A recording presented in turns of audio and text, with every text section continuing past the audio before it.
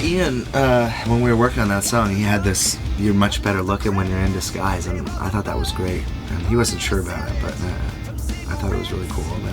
And then we just kind of ended up discussing things and like kind of, you know, different people within our city, and as every city has their own kind of stuff. And it's a tongue-in-cheek kind of song, but you know, has some serious undertones to it that we have to start waking up a little bit. We have to start paying attention to things that are important, and realizing that you know, all these distractions that we're all presented with aren't necessarily the end of the world, you know, and these problems that we think are problems, and you know, just because you can't get internet doesn't mean that your life's gonna end, you know what I mean? So yeah, it's more of a fun kind of tongue-in-cheek punk rock kind of song, bit meant to jokingly.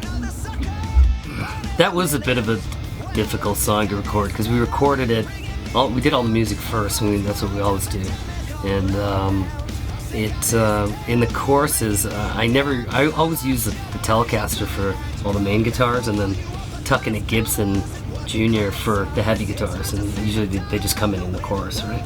And this one particular day, I'd ordered a bunch of guitars, and this one new guitar just came in, and it was a Fender Telecaster with these big, heavier sounding pickups. So we were all blown away by it, and it was the first day it just showed up at the door, and we were like, wow, let's use it on this song. We used it on the song.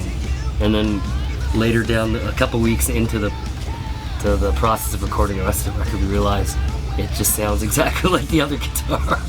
So it sounded too close to the other guitar, so we had to redo all the guitars, and I used a Gibson Junior like I should have in the first place.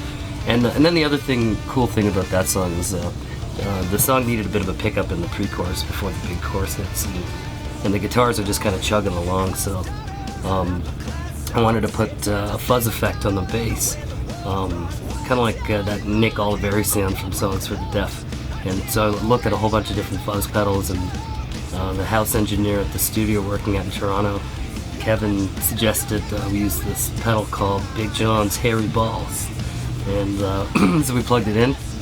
Actually, I had to buy one on eBay because it was really hard to find, because the manufacturer's in Belgium, Big John Effects. And so I ended up getting one off eBay. We recorded it, and it sounded amazing. It was just the perfect thing for that song to pick up that part.